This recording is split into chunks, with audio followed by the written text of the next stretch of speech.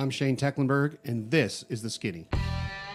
From Fathead Studios in Speedway, Indiana, this is The Skinny. I'll rattle off a couple of things here. 2003, 4, 5, 7 Pacific Streetcar Association Pro Street Championship. Quickest turbo drag car in the history of the 8th mile, 382.6. Standing mile Viper, 240 miles per hour. Record holder at Bonneville, 237. Ferrari Enzo twin turbo. That was 10 years ago. Top speed Facebook of 2017 Bonneville Speed Week. Speed Demon Racing, 453 miles per hour. First SCCA car ever under 2 minutes per lap at Road America with Scott Tucker, level 5. Top speed of the event, new record 267. Racing, Heidecker Racing, 4GT twin turbo. The mile. Yep. Fastest import dragster, Fitzpatrick Racing, 2JZ dragster, 587, 239. I mean, and the list just goes on and on and on and on. And what I've always found cool about you, and the way I describe you to a lot of people, is he can get in mainstream and help you go quicker and faster, but a lot of people are already really good at that. If you have some sort of obscure power plant, turbocharged, crazy thought that has entered your brain that you think you want to make go fast, then there's one phone call to make. I'm your Huckleberry. He's your man because it all makes sense to you, and you love the exotic, if you will, something out of the mainstream. But because it all makes sense to you, you can come in with the ideas and say, listen, I get where you're trying to go, but there's a lot of stuff here you need to fix, but we can do this. And then next thing you know, we're setting records or winning races or whatever the case may be, which I always found super cool about you. But I'm going to have you take us way back because you're clearly a chip off the block. Yeah. So I really want you to fill me in, and you've told me the story 3 or 4 times. I told you whenever you come on the Skinny, I want you to tell it here.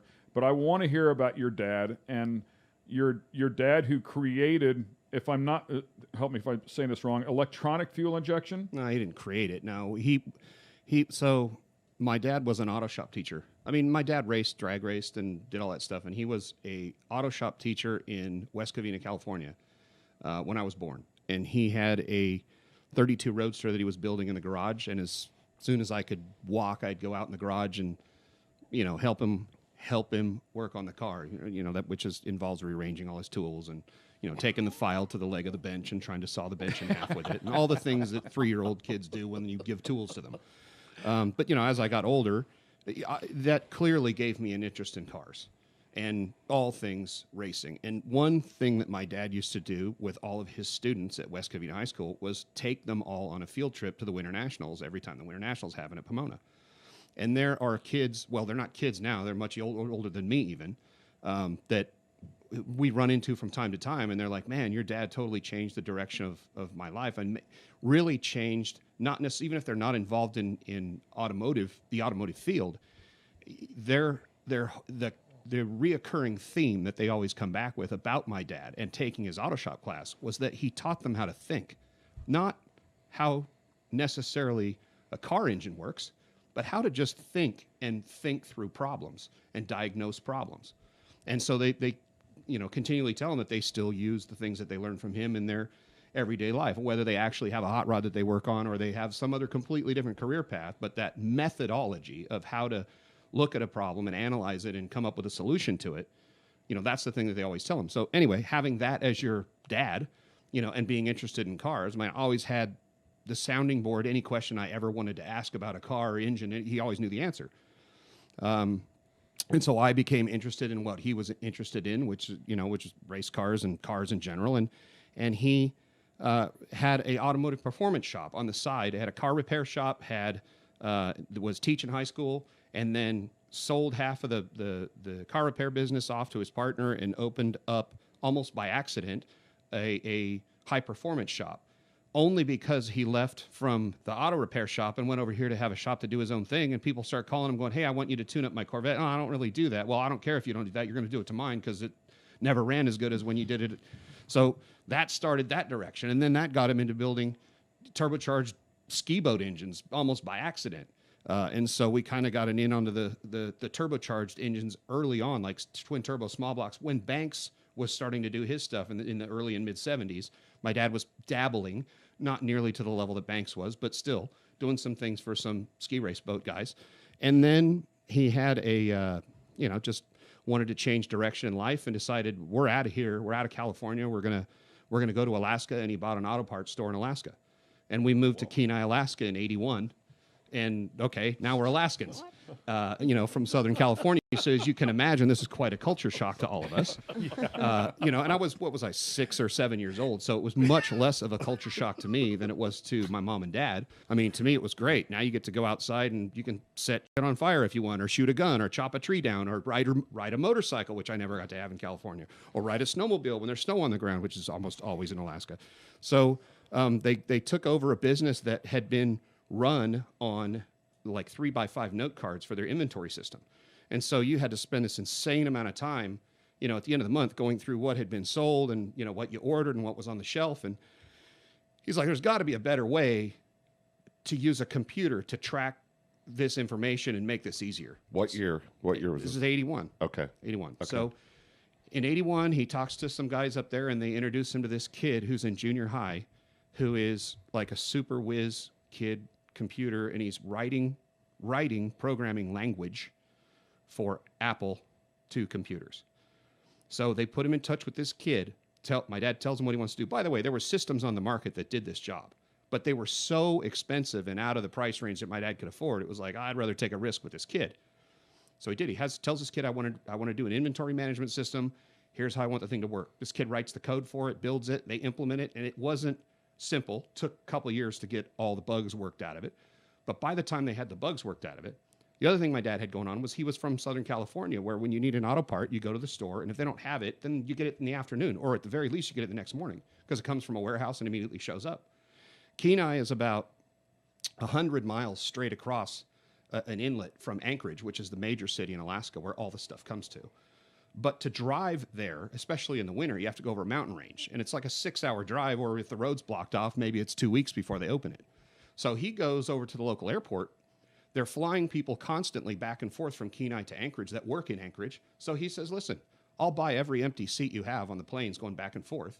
Hires a courier service in Anchorage to take the parts over to the airport and drop them off. And now we're talking a system where we can get parts for you, and you order them in the morning, they're here at 3 o'clock in the afternoon. That was unheard of up there. People were used to waiting a week or 2 weeks sometimes. So he took that business and tripled the size of it between 81 and 83. The computer system was a big part of it. And the warehouse that was supplying the parts to him said, we need to own that company now. So they wanted to buy it from him. And by then he's like, okay, we've had enough of the Alaska experience. It's time to get the hell out of here and go back where it's warm. So he sold the company to them. Came to California. So that would have been 83. Well, in 83, he didn't quite know exactly what he wanted to do. What he thought he was going to do was sell this inventory management system to other parts houses in California or wherever. So he started out trying to do that. But what he realized was when it was his business and the computer system was screwed up at 2 a.m. and he had to go down there and do whatever it was to fix it, it wasn't nearly as annoying as it was when it's one you've sold to a customer and they're calling you at 3 a.m. and you have to get up and go to their shop and fix whatever problem is going on. So he sold a couple of them and realized that wasn't going to work. Meanwhile, to make extra money, he's teaching auto repair classes at one of the local colleges. And he realizes, this is 83, all these guys trying to work on street cars are pretty much lost, because the computers that they started putting on cars to meet the federal emission standards and the California EPA emission standards in 1980 are now coming into the aftermarket, right? They're coming out of the dealership, and all these aftermarket shops get these cars where they open the hood and there's a quadrijet with wires hanging off of it, and they don't know what they're going to do with it, how to work on it, how to fix it. There's no information, all the things that they used to do, plug whatever vacuum line with a golf tee and off it goes. They don't work anymore. So he's like, man, when I had my shop and we would get a Toyota that didn't run right that came in, and we didn't work on Toyotas all the time, we'd call our buddy down the street that did Toyotas and say, hey, what always screws up on these things? Oh, it's always the vacuum advance. Okay, put a vacuum advance in it, and even if you don't know if that's what's wrong with it, by the odds, you might fix it. Or you have to go further and diagnose what's wrong. He said, man, wouldn't it be cool if there was a person you could call that knew how all of those cars worked and could answer all those questions, and a computer that could track the failures and give you a ranking of, the parts and by symptom, what went wrong with these cars, just like when you used to call your buddy, at the Toyota dealership 10 years ago, or the Toyota, independent repair shop. So he got that same kid who's now, 22 or 23, flies him down to California and says, okay, now you're going to write a database system that will track failures on cars by your make, model, and engine, and by symptom, that's searchable by a technician on this end on the phone, and someone can call into a hotline, and we'll help them go through how to fix the car. I mean, we can, at the very least, we can tell them what's the most common failure for that symptom, and they can just replace that part. And that means the guesswork will be way better because it's statistics based. You won't have quite the salad shooter mentality on it, right? Exactly. So he started that company, and the problem with it was that was 1983, and mechanics in general, maybe it's just people in general, they don't want to admit usually that they can't solve a problem. So it was difficult to convince them to call for help at first. But he started selling it little by little. And what happened was he saw an opportunity to help Shell Oil Company, who had a bunch of car repair shops at all their gas stations, Shell Auto Care. Shell wants to sell gas. They don't want to fix cars. But they know if the guy that's fixing cars goes out of business, they ain't selling gas either. So my dad goes over there and basically says, look, I got an idea. How about, you sign all your dealers up to my service, and I can help them be successful fixing cars so you can continue to sell gas. And they're like, yeah, that's a good idea. Let's do it. So they switched it on in 1986, and he went from something that was, just barely creeping along and hardly doing anything to all of a sudden we have 6 employees, and this is something that actually, it generates income, and this is the direction he's going to go. So he keeps pushing it and eventually gets a hold of CarQuest Auto Parts. And, if you didn't know what was wrong with a car at that time, and even still, one way you solved it was by changing parts until you got the one that was bad. Well, that's bad from the standpoint of being an auto parts distributor, because you get this pile of parts that come in as returns that say they're bad when they're not really bad, and you got to eat them because you don't know if they are or not. So he basically tells them, hey, I think I can help you with that problem too. We can help the guy be successful, pick the right part, and actually solve the problem with the car, keep them in business, and help you on the returns. Okay, let's do it. So they start selling it through all CarQuest Auto Parts stores to repair shops that are buying parts from them. Pretty soon along comes Snap-on. Hey, we want to offer a service off of our trucks where the guys... So it just built, and it was the same company with multiple different phone lines, and we had about, 26 people working for him at the time when he finally sold it. And eventually I moved into that position, and I started answering calls on the phone. So that was a huge, huge accelerated learning process of how to diagnose problems on cars. Because you got 30 or 35 calls a day with diagnostic problems on cars that you had to figure out. Not only had to figure out the car, you have to figure out how to get the guy on the other end of the phone to do what you need him to do to figure out what's wrong, or to help you figure out what's wrong. So that is where the background and the knowledge that he always had, and what the kids that went through his high school auto shop class tell him that, he helped them learn how to think. The same thing with me. I mean, if there's anything I'm good at, it's at solving a problem. But it's because of that background that I'm able to do it. Right. And then I worked for that company, and Snap-on took over, and I worked for them for a few years. And then I just decided I had enough of corporate America. Of course, when my dad owned it, it was, one-stop shop. If you had an idea, you went in and you gave it to him, and good or bad, you knew your answer and you were off and running. And when Snap-on came in, it was like, we have to have a meeting to decide which light bulbs we're going to replace. It's like, okay. Jeez. So did he have anything to do with electronic fuel injection? The thing that he had to do with electronic fuel injection was the fact that the cars had them. Vehicles on the road had electronic fuel injection. And he had a little hobby shop, if you want, next door to the business. And that was a place where, in order to learn how new systems worked on cars, this is pretty clever, he would go rent a new car, go rent a new Chevy Celebrity, and bring it into the shop and disassemble it and take the airflow meter off of it and figure out where the wires were. And because it's how you can't get the information. Otherwise, you're waiting for the manufacturer to give you the information, and they're either going to maybe give it to you or not. I mean, and it's going to be a couple years down the road. But this way, you can figure out how the thing actually works And more importantly than that, figure out a way to test what's wrong with it in a scenario that matches who you're dealing with on the telephone. I mean, the troubleshooting chart in a manual that comes from the factory is not written by someone that actually does the work on the car. It's written by an engineer who sits in an office, and that's why he tells you that in order to check the rear main seal, you need to start by taking the rear end housing out of the car, and then the drive shaft, and then the transmission, and then you can check the rear main. So it's a really long and involved process.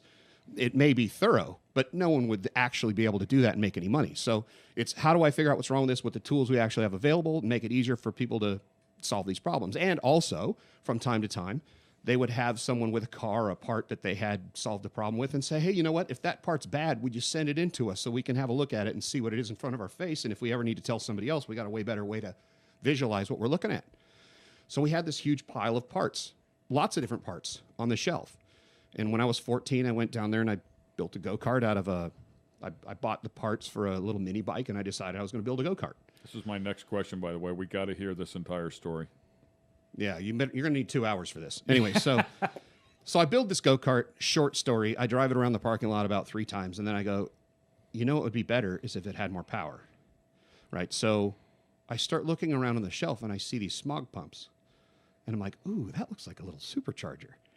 So I grab the smog pump, and I go over to the motorcycle or to the go-kart engine, and I'm trying to work out how I'm going to get it on there. I figure out, okay, if I space the chain drive over just a little bit off the end of the crank, I can get a V-belt in between that and the case. And I'm guessing this is a Briggs. It's a Briggs, 2-horse Briggs, horizontal shaft out of an edger. Danny's getting some ideas here, by the way. He's getting it on. So I'm trying to run this.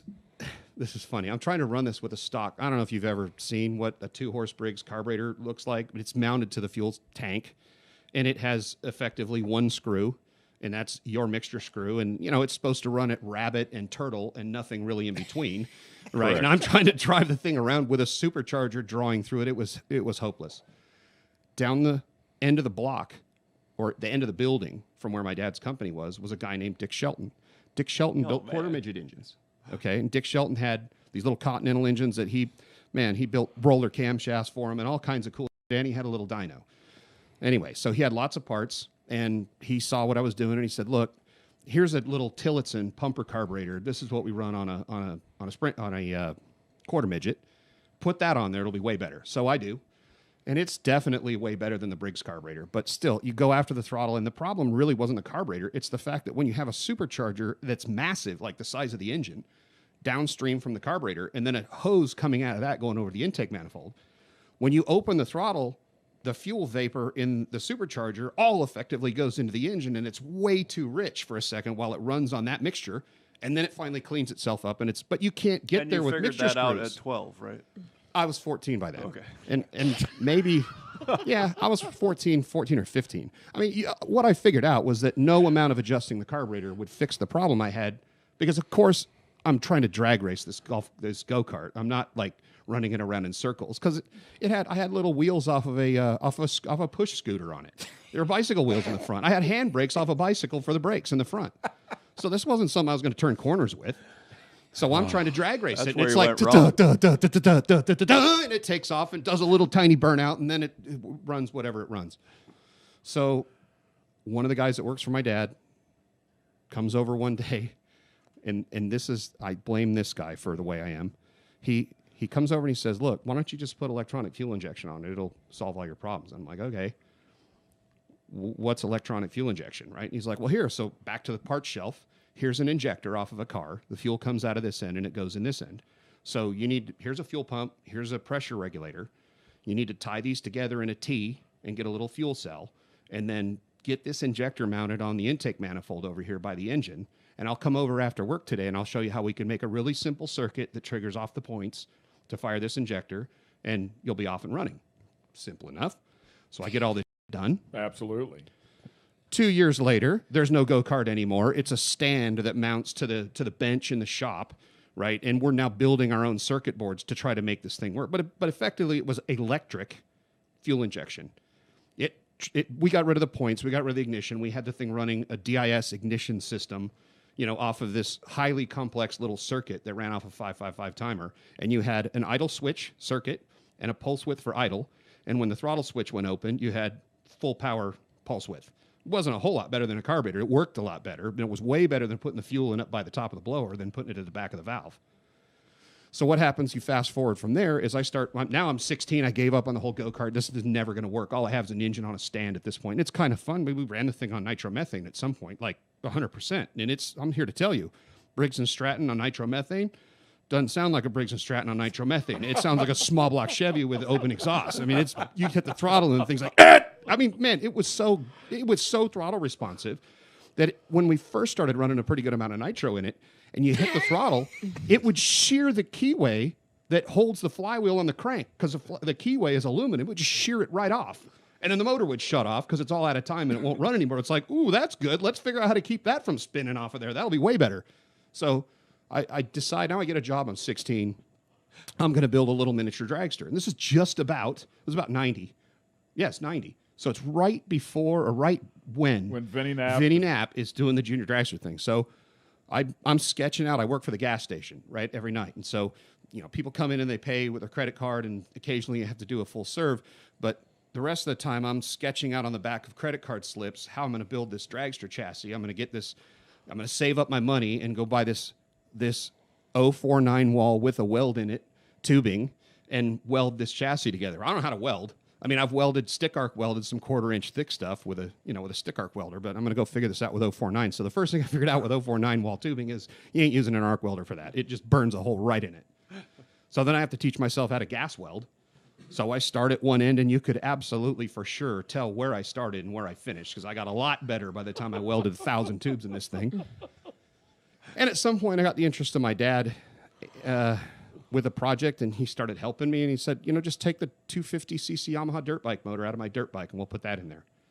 And then we put that in there and ran it at the drag strip, and I ran it at Carlsbad Raceway, and I went like 1679 at 74 miles an hour. That was my first trip down the drag strip. And then, of course, we needed to go faster. So we said, let's run it on alcohol. Let's get that fuel injection system we had for the Briggs motor and stick it on this 250cc dirt bike engine.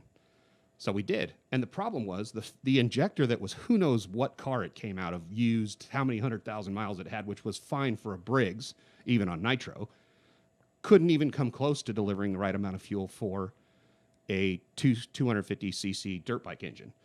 In the same business park as my dad's company is another company called Motec USA. Oh. So we go over to Motec and buy an injector. At that time, this was called the Indy injector. This is what they ran in Indy cars, and it was a 100-pound-an-hour Rochester or Multec injector. And that was the biggest injector you could find. And so we bought an injector from them. Of course, they were, what are you doing with it? What's it going on? And we're like, yeah, you won't believe it. So they came over, George Clark from Motec came over and watched us run this dragster, because we used to run it down the street in front of the shop. Of course. Right, because that's what the test track was. So he Artie comes the over farmer, and watches it. And Shane Tecklenburg, same deal. Same. Look, that's how the whole fuel injection thing started, and that's how I got involved with fuel injection and began to understand how I knew how a fuel injection worked before I knew how a carburetor worked. I learned the other way around because I started with fuel injection. And once I got a carburetor, I could look at the circuits and go, oh, that's what that circuit's trying to do. That's why that works that way. So, and then, obviously as I grew up, then I went go work on regular street cars and then went to work for my dad. And then once I got to Motec, that was like, okay, I'm doing what I'm supposed to be doing. And I had lots of experience. I had zero education, but I had enough experience, and I lied and told them I knew what I was doing, and they bought it for at least a little while and let me go start playing with cars. And same thing at Motec. I started out as a backup to George Clark. George Clark had been traditionally the engine management de facto guy in the U.S. No matter what you had with a Motec, George Clark came out and tuned it. And he had worked himself to the point where he was physically not able to do that anymore, and they needed someone to take up the slack for George. So they hired me, and I pretty quickly went from taking up the slack to being the lead guy, and then it was me going all over the country working in IMSA, Grand Am, NHRA, off-road trucks, any series and or any person who had a Motec for any application, whether it was a boat or a bike or a plane or whatever, and I went there and I tuned it. How long have you been with them? I started in 2001, and I left there in 2006 to be on my own, basically doing the same thing as a consultant. But because of the fact that I didn't have a choice, I would have rather worked on drag race cars, but there weren't that many drag race cars using Motec at that time, and there were lots of sports cars using it. And so, and I basically was the only guy, so I couldn't say no. Not that I wanted to. It was all interesting and cool, and to get to work in all these different genres of racing and be excited and be able to feel like I could contribute something to them, because I could show up and fix problems that were, related to drivability on the car, and I could make it run better. And so I could actually, I could see a result from the effort. And by being involved with all these different kinds of series, you learn how they do things. And then pretty soon you go to a different kind of race format and you go, you know what would work really good right here? What they do with that over there. So you get this huge cross-pollination and experience level with all these different kinds of cars. And that leads into the part you're saying where no matter what I work on, and I've been really proud of the fact afterwards that, I don't just work on one. It would be easy to get really good at one specific only, drag race, V8, twin turbo, whatever. But the fact that anything that comes my way, which I could not turn down while I worked at Motec, and afterwards I didn't want to. I might turn it down now. I cherry pick, right? I wait for the ones that I think are good projects to do, or somewhere where I think I can really add some value. I don't just work on everything, but still, it's still always that same thing. It doesn't matter who comes to me with whatever they want to do. It's like, yeah, we can probably do it. No problem. Did you hear him say cross-pollination? Because you guys made fun of me for saying that the very first Well, week. I actually told him I'd give him $20 if he could work it into. Yeah. We want to make Georgia feel good about saying one cross-pollination. You more said we person? would split it 10 and 10. It really Yeah. wasn't that big a deal. So It's like, And he did say it. Him with his long stint in Alaska, he could pull that off. be sure to check out all the latest sun and optical eyewear at fatheads.com. Special thanks to our sponsorship partners at Elliott's Custom Trailers and Carts.